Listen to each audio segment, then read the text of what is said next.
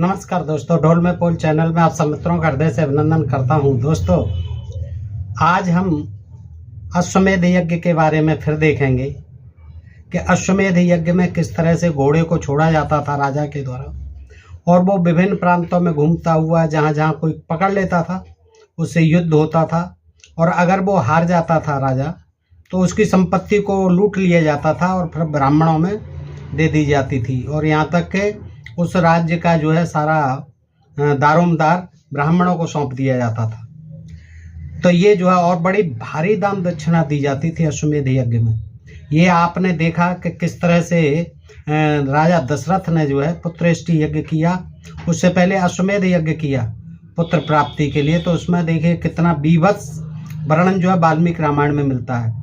आजकल लोग जो है इस पर विश्वास नहीं करते कि घोड़ा को काटा जाता था, 36 टुकड़ों में काटा जाता था, वो भी ब्राह्मणों के द्वारा। 4 ब्राह्मण होते थे जो यज्ञ कराते थे, तो वो जो है फिर 36 टुकड़ों में कटवाते थे। उसका एक नियम विधान था उसके अनुसार, और फिर बांटा जाता था उसके अंगों को कि किस अंग को कौन लेगा, किसका अधिकार है किस अंग पर। तो बाकायदा जो है ये इससे मालूम पड़ता है। और फिर उससे पहले जो है रानी को एक रात जो सोना भी पड़ता था उसके साथ। और बड़ा बीभत्स वर्णन ये भी आता है कि बिल्कुल जो है उसका जो लिंग होता था कटा हुआ, उसको जो है योनि में डालती थी रानी। ये वेदों में ही है, और जो है महिष उसका महिधर का और उब्बट का जो भाष्य है उनमें मिलता है। लेकिन ये जो वाल्मीकि रामायण में वो तो कौशल्या के साथ भी है कि कौशल्या जो एक रात बिताती है, और उसमें भी सैकड़ों हजारों पशुओं की बलि दी जाती थी, मछली आदि की भी, पशु पक्षियों की भी बलि दी जाती थी। तो दोस्तों, सहज विश्वास नहीं करते और तमाम जो है इसका चीज़ का खंडन करते हैं लोग कि नहीं, उसको नहीं मारा जाता था, अश्व को जो है उसको नहीं खाया जाता था। लेकिन साफ दिया हुआ है दोस्तों वाल्मीकि रामायण में। आज मैं आपके सामने यही इसी के पुष्टिकरण के लिए महाभारत में भी है ये प्रकरण जो है, इसी तरह का बिल्कुल मिलता जुलता। इसमें जो है युधिष्ठिर जी ने किया है अश्वमेध यज्ञ। दोस्तों, आज मैं उसी को बताता हूँ। घोड़ा छोड़ा हुआ है और घोड़े के साथ अर्जुन गए हुए हैं। उन्होंने तमाम राज्यों में लड़ाइयाँ की हैं और सब राजाओं को हराते हराते वो जो है वापस आ गया हस्तिनापुर जो है अपना घोड़ा। तो फिर जो उसी घोड़े को बल दी जानी है उसी की अश्वमेध यज्ञ तभी संपन्न होता है। तो इसकी जो है मैं शुरुआत है और एंड तक आपको बताता हूँ दोस्तों। और देखिए ये जो है महाभारत है, महाभारत षष्ठ खंड है, और इसमें जो है अश्वमेधिक पर्व है। अश्वमेधिक पर्व में जो है ये दिया हुआ है विवरण, तो मैं संक्षेप में ही आपको सुनाता हूँ। तो आइए दोस्तों जानते हैं इसके भी बारे में, क्योंकि वाल्मीकि रामायण से तो सुना ही दशरथ का अश्वमेध यज्ञ। आज मैं जो है महाभारत से आपको सुनाता हूँ ये युधिष्ठिर का जो है अश्वमेध यज्ञ। तो इसके लिए वो कहते हैं व्यास जी कहते हैं कि राजन, मैं तुम्हें यज्ञ के लिए आज्ञा देता हूँ, और अब इसके बाद जो भी आवश्यक कार्य हो उसे आरंभ करो।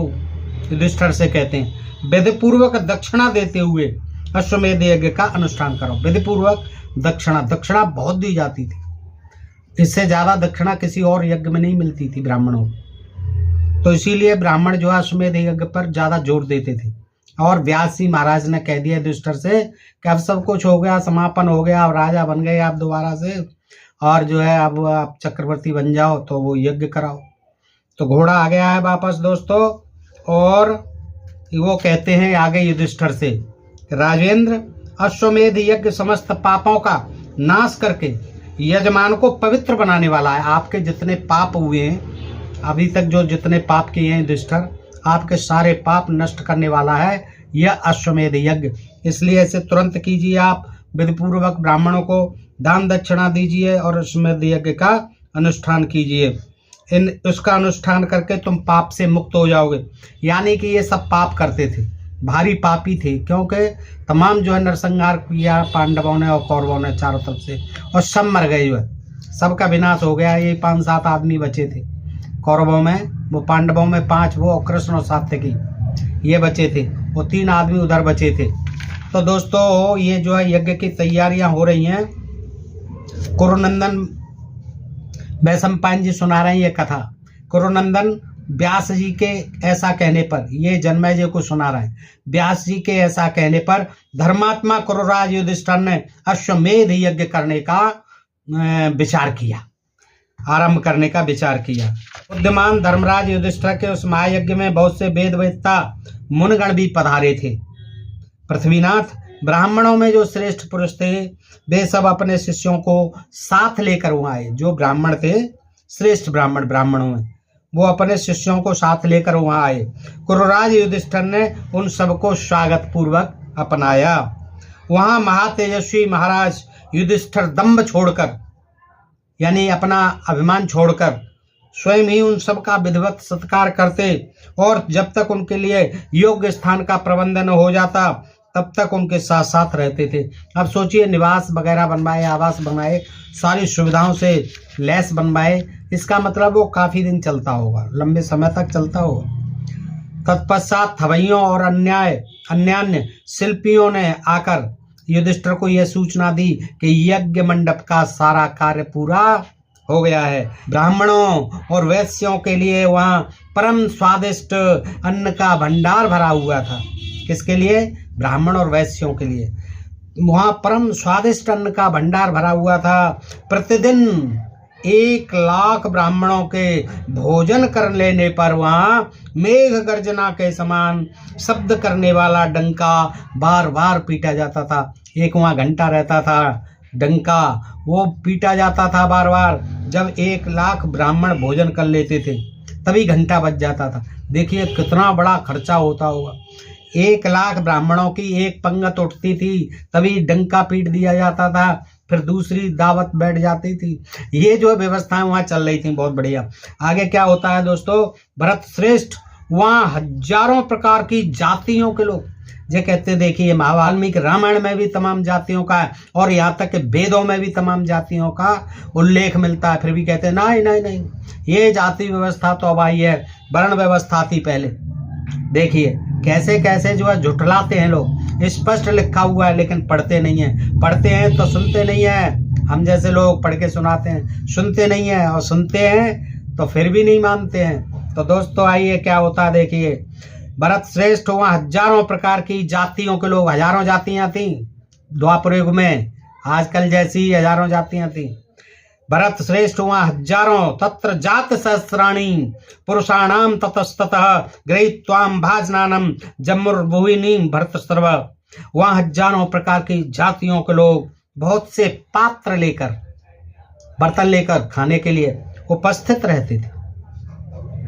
सैकड़ों और हजारों मनुष्य वहाँ ब्राह्मणों को तरह तरह के भोजन परोसते थे। कितने? सैकड़ों हजारों मनुष्य हैं, परोसने में लगे रहते थे ब्राह्मणों को।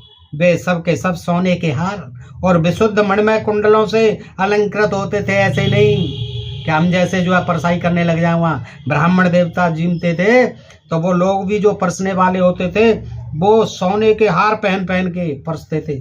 वे सब सोने के हार और विशुद्ध मणिमय कुंडलों से, शुद्ध मणियों के कुंडल होते थे, उनसे अलंकृत होते थे। ऐसे नहीं कि लल्लू पंजू सब परोसने लग जाएं, क्योंकि अश्वमेध यज्ञ था युधिष्ठिर का।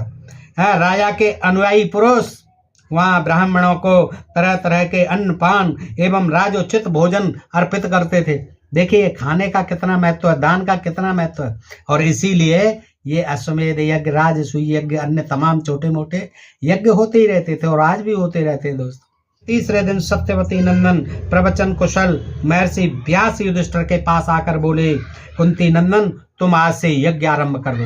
बस देखिए मतलब की बात कह रहे हैं कि एव मत्रम महाराजम दक्षिणाम त्रिगुणाम कुरु और तृत्वम बृजतम तिराजना ब्राह्मणम रत्रम कारणम।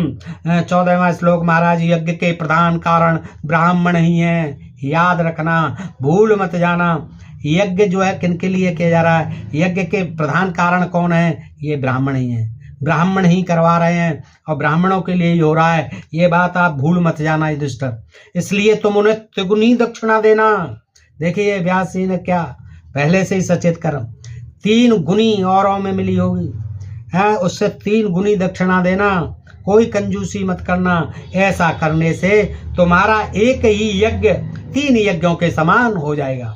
सोमपान करने वालों में श्रेष्ठ और शास्त्र की आज्ञा के अनुसार चलने वाले विद्वानों ने सोम रस निकालकर और इसके द्वारा क्रम से तीनों समय के सवन कर्म किए। खूब तीनों टाइम जो है उसको छक करके पिया सोम रस को। उस यज्ञ में आया हुआ कोई भी मनुष्य, चाहे वह निम्न से निम्न श्रेणी का क्यों न हो, निम्न से निम्न श्रेणियां चलती थी, तमाम जाति होती थी, निम्न से निम्न जाति का क्यों न हो, दीन दरिद्र भूखा अथवा दुखिया नहीं रह गया था।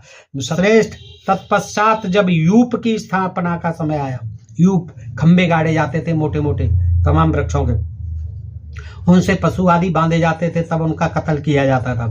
तब याजकों ने यज्ञ भूमि में बेल का पेड़ होता है, बेल के 6, खैर के 6, पलाश के 6, देवदारू के 2 और लसोड़े का 1, इस प्रकार 21 यूप क्रूराज युधिष्ठिर के यज्ञ में खड़े किए गए। कितने? 21 यूप यानी खंबे।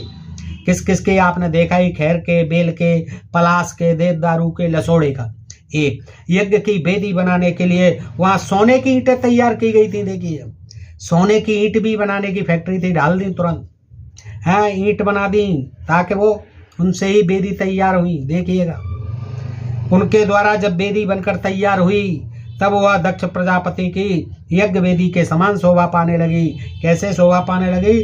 जैसे दक्ष प्रजापति ने यज्ञ किया था उस यज्ञ की तरह यज्ञ वेदी सोने की ईंटें डाली गई और उनसे बनाई गई।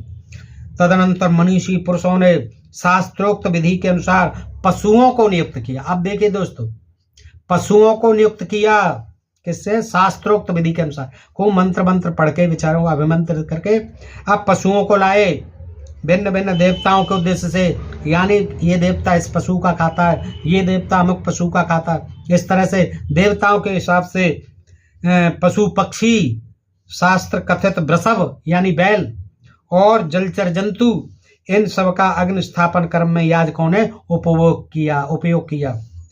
ठीक है, इतने पशु लाए गए। कुंती नंदन महात्मा युधिष्ठिर के उस यज्ञ में जो यूप खड़े किए गए थे उनमें 300 पशु बांधे गए। अब ये पशु बांधे गए, न कि अश्वगंधा जड़ी बूटी बांधी गई। ये कहते हैं कि अश्वगंधा जड़ी बूटी थी, अश्व नहीं था, घोड़ा नहीं होता था। पढ़ते नहीं है, लिखते नहीं है, समझते नहीं है, सुनते नहीं है और अपनी तानते हैं। नहीं, अश्वमेध में घोड़े का क्या काम था, घोड़े थोड़े ही खाते थे ब्राह्मण लोग। हाँ, ये 300 पशु देखिए, युधिष्ठिर के उस यज्ञ में जो यूप खड़े किए गए थे खंबे, उनसे बांध दिए गए। कितने? 300 पशु बांधे गए। उन सब में प्रधान वही अश्वरतन था, वह मुख्य रतन था जो घूम के आया।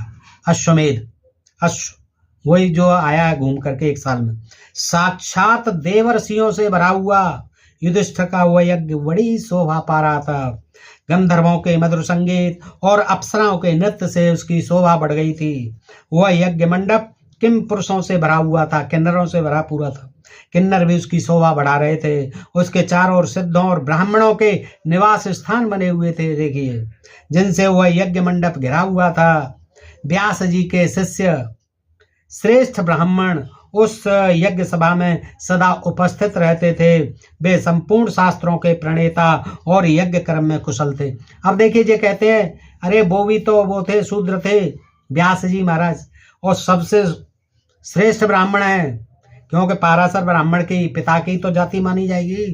ये कहते हैं मछुआरे से पैदा हुआ, वो सत्यवती से, मल्लाह की लड़की से, इसलिए वो तो ओबीसी थे, शूद्र थे।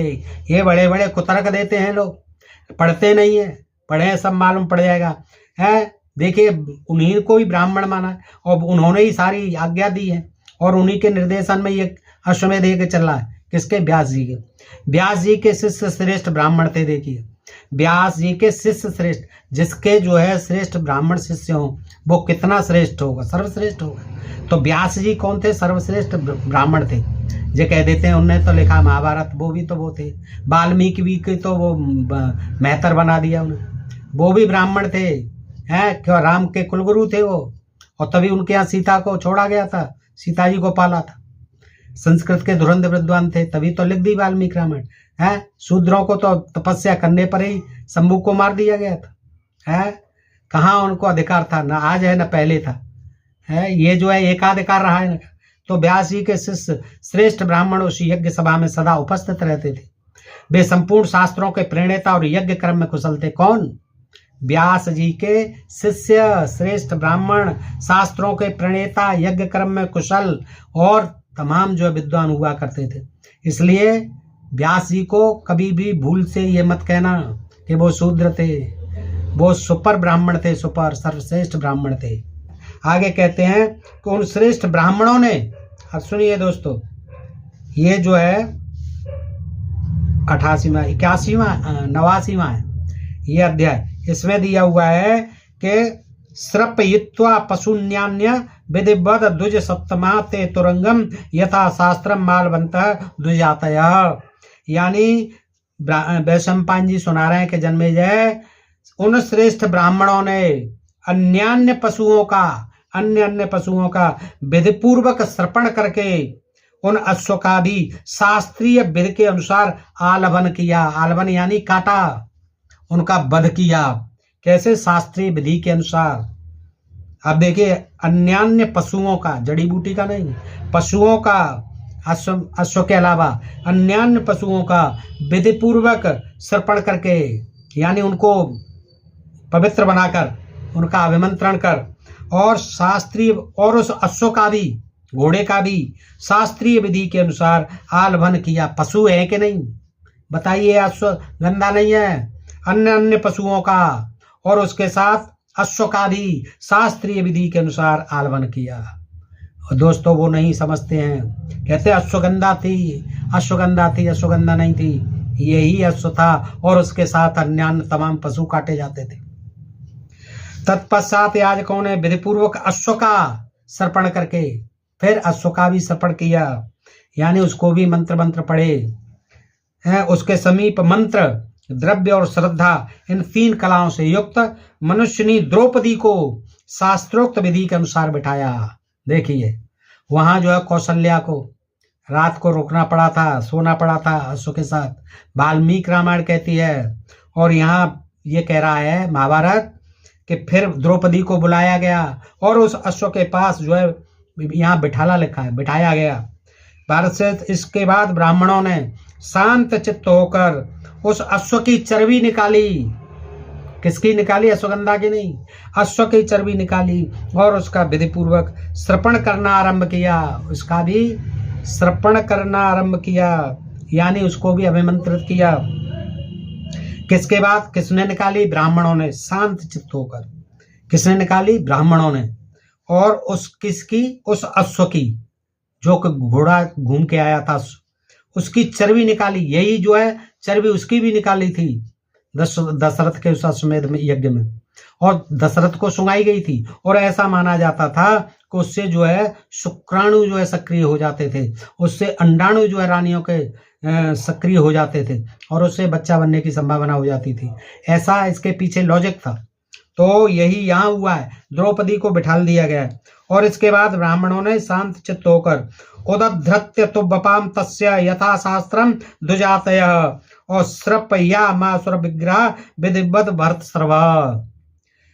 भरत श्रेष्ठ। इसके बाद ब्राह्मणों ने शांत चित्त होकर उस अश्व की चर्बी निकाली। देखिए, अश्वगंधा की चर्बी नहीं होती, अश्व की चर्बी निकाली और उसका विधिपूर्वक श्रवण करना आरंभ किया। दयानंद सरस्वती ने ज्यादा लिखा, उन्होंने तमाम जो है भ्रांतियां फैलाई हैं। वो कहते हैं अश्वगंधा होती थी, अश्वगंधा की चर्बी कहाँ, गूदा होता था, अश्वकंद का गूदा बताते थे उसे। भाइयों सहित धर्मराज युधिष्ठिर ने शास्त्र की आज्ञा के अनुसार उस चर्बी के धूम की गंध सूंघी। किसकी? चर्बी की। किसकी चर्बी थी? घोड़े की। किसने सूंघी? धर्मराज युधिष्ठिर ने, धर्मराज जी ने, युधिष्ठिर ने सूंघी, जो समस्त पापों का नाश करने वाली थी। देखिए, उसको ऐसे सूंघ रहे चर्बी को है, और वो उसके धुएं को सूंघा रहे हैं जला करके, और उससे कह रहे हैं कि वो जो है समस्त पापों का नाश करने वाली थी। अश्वगंधा की चर्बी नहीं, ये उसी अश्व की चर्बी थी जिसको महाराज दशरथ ने सूंघा था और जिसको महाराज ये युधिष्ठिर जी सूंघ रहे हैं। सारे पाप दूर करने वाली है वो चर्बी। देखिए, तम बपा धूम गंधम तू धर्मराज सहानुजय और उपाजघ्रद यथा शास्त्रम सर्व पापापहम तदा। अर्थ सुन लीजिए, भाइयों सहित धर्मराज युधिष्ठिर ने, भाइयों सहित सभी पांडवों ने, उस युधिष्ठिर ने शास्त्र की आज्ञा के अनुसार उस चर्बी के धूम माने धुएं की गंध सूंघी जो समस्त पापों का नाश करने वाली। ये था अश्वमेध यज्ञ, न कि ये अश्वगंधा जड़ी। ये दयानंद सरस्वती और उनके चेले कहते हैं। नरेश्वर उस अश्व के जो 6 अंग थे, यजुर्वेद में तो 36 अंग बताए, सारा विवरण दिया हुआ है अर्जुन यजुर्वेद में। नरेश्वर उस अश्व के जो 6 अंग थे चर्बी के अलावा, उनको धीर स्वभाव वाले समस्त 16 ऋतुजों ने, ये ऋतुज ब्राह्मण होते थे जो यज्ञ संपन्न कराते थे, समस्त 16 ऋतुजों ने अग्नि में होम कर दिया, अग्नि में उनका होम कर दिया, स्वाहा किया। इस प्रकार इंद्र के समान तेजस्वी राजा युधिष्ठिर के उस यज्ञ को समाप्त करके शिष्यों सहित भगवान व्यास ने उन्हें बधाई दी, अभ्युदय सूचक आशीर्वाद दिया भगवान व्यास ने। देखिए भगवान व्यास ने आज बधाई दी। इसके बाद आप देखते चलिए, इसके बाद युधिष्ठिर ने सब ब्राह्मणों को विधि पूर्वक 1000 करोड़, देखिए कितनी 1000 करोड़ यानी 1 खरब स्वर्ण मुद्राएं दक्षिणा में देकर व्यास जी को संपूर्ण पृथ्वी दान कर दी। व्यास जी को संपूर्ण दान कर दी। लो महाराज संभालो तुम्हें। व्यास जी को कितनी 1 खरब सोने की मुद्राएं दे दी व्यास जी को। देखिए कहते हैं व्यास जी शूद्र थे कि वो ब्राह्मणों के ब्राह्मण थे, हैं। प्रतिग्रहम धराम राजना व्यासा सत्यवती सुतः अब्रवीद भरत श्रेष्ठम धर्मराजम युधिष्ठिरम। फटाफट पढ़ता हूँ दोस्तों स्पीड से, और इसमें कोई गलत नहीं होता है, गलत होता है तो अर्थ सुन लीजिए, अर्थ तो सही पढ़ता हूँ। राजन सत्यवती नंदन व्यास ने उस भूमिदान को ग्रहण किया और भरत श्रेष्ठ धर्मराज युधिष्ठिर से कहा, क्या कहा व्यास जी ने, नृपश्रेष्ठ तुम्हारी दी हुई इस पृथ्वी को मैं तुम्हारे ही अधिकार में छोड़ता हूँ। अरे भाई मुझे क्या करना है, तुम इस लो इसे, तुम मुझे इसका मूल्य दे दो बस, और सारी पृथ्वी का मूल्य दे दो, है। क्योंकि ब्राह्मण धन के इच्छुक होते हैं। कौन कह रहा है ये? व्यास जी। व्यास जी सुपर ब्राह्मण थे। देखिए आज से बिल्कुल मत कहना, कोई कहे तो बता देना कि पढ़ ले महाभारत। सुपर ब्राह्मण थे। सारी पृथ्वी सबसे बड़ा जो दान किया खरबों मुद्राओं का व्यास जी को दिया। अब व्यास जी कौन थे? सुपर ब्राह्मण थे, हैं, पराशर के पुत्र थे। अतः सत्यवती नंदन व्यास ने उस भूमिदान को ग्रहण करके भरत श्रेष्ठ धर्मराज युधिष्ठिर से कहा, महाराज तुम्हारी दी इस पृथ्वी को मैं पुनः तुम्हारी अधिकार में छोड़ता हूँ, इससे मैं क्या करूंगा, तुम मुझे इसका मूल्य दे दो। अब देखिए युधिष्ठिर की हो गई सारी पृथ्वी।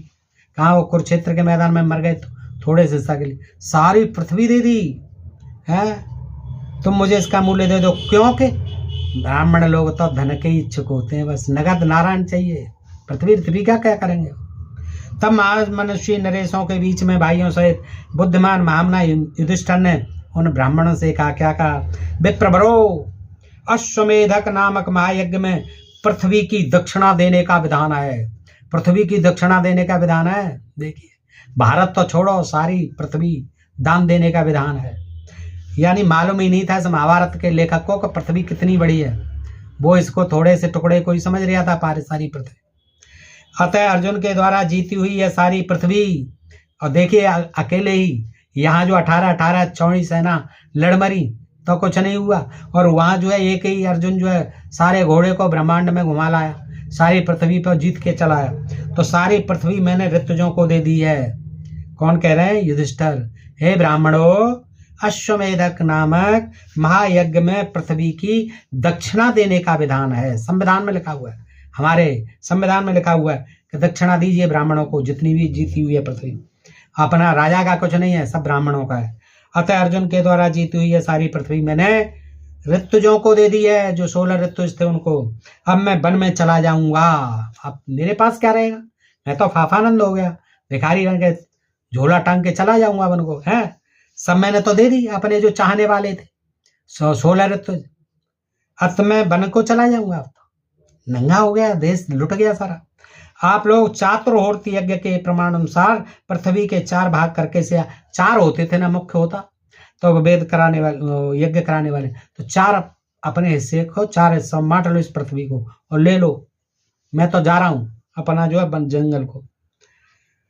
द्विज श्रेष्ठ गण, मैं ब्राह्मणों का धन लेना नहीं चाहता। देखिए अश्वमेध का ये फल होता, फिर राजा का कुछ नहीं रहता था, सब पृथ्वी आदि सन धन संपत्ति सब ब्राह्मणों का हो जाता था। समझिए दोस्तों, मैं अपनी तरफ से कुछ नहीं कह रहा हूं, सारा इसमें लिखा हुआ है। एक एक अक्षर पढ़िए, ध्यान से पढ़िए, और दिमाग के सारे जो है पर्दे खोल करके पढ़िए, आंखें धर्म का चश्मा उतार करके पढ़िए, अंधभक्ति अंधश्रद्धा का चश्मा उतार करके पढ़िए, सारी बातें क्लियर हो जाएंगी।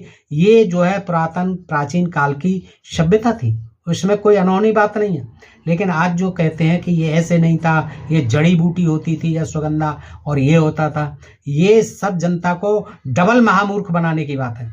इन्होंने तो महामूर्ख बनाए है, लेकिन ये जो है जिस तरह की बात करते हैं वो लोग जो है जनता को महामूर्ख और महामूर्ख बनाते हैं, आपस में बांट लें। मैं ब्राह्मणों का धन नहीं लेना चाहता। बताइए, मेहनत ये कर रहे हैं राजा लोग हैं, बेचारा कहाँ कहाँ घूम के आए अर्जुन, और तमाम परेशान हुए, युद्ध किए, दुर्बल हो गए, और जब सब कुछ हो गया, बस पृथ्वी हो गई सारी, जो कुछ है सब हो गया ब्राह्मणों का, और वो भी 4 ब्राह्मणों का, सबका नहीं, जो वेद वो यज्ञ करा रहे थे। मैं ब्राह्मणों का धन नहीं लेना चाहता। ब्राह्मणों, मेरे भाइयों का भी सदा ऐसा ही विचार रहता है। उनके ऐसा कहने पर भीमसेन आदि भाइयों और द्रौपदी ने एक स्वर से कहा, हाँ महाराज का कहना ठीक है। इस महान त्याग की बात सुनकर सबके रोंगटे खड़े हो गए। उस समय आकाशवाणी हुई, आकाशवाणी भी आ जाती है तुरंत। पांडवों, तुमने बहुत अच्छा निश्चय किया कि ब्राह्मणों को धरती देने का, तुम्हें धन्यवाद। इसी प्रकार पांडवों के सत साहस की प्रशंसा करते हुए ब्राह्मण समूहों का भी शब्द वहां ब्राह्मण भी वाह वाह करने लगे, स्पष्ट सुनाई दे रहा था। तब मुनिवर द्वैपायन कृष्ण ने यानी व्यास जी ने ब्राह्मणों के बीच में युधिष्ठिर की प्रशंसा करते हुए कहा, राजन, तुमने तो यह पृथ्वी मुझे ही दे दी, अब मैं अपनी ओर से इसे वापस करता हूँ। तुम इन ब्राह्मणों को सोना दे दो पृथ्वी के बदले, और पृथ्वी तुम्हारे ही अधिकार में रह जाए। ये सौदेबाजी हो रही थी। अब भैया पृथ्वी को संभालो, तुम शासन तो तुम ही करो, लेकिन जो तुम्हारे राजकोष में जितना सोना भरा हुआ है उस भंडार को तुम हमें दे दो, राजकोष को। तब भगवान श्री कृष्ण ने धर्मराज युधिष्ठिर से कहा, धर्मराज, भगवान व्यास जैसा कहते हैं वैसा ही तुम्हें करना चाहिए। श्री कृष्ण भगवान ने भी कह दिया, हाँ बिल्कुल, ब्राह्मणों को दे दो सब।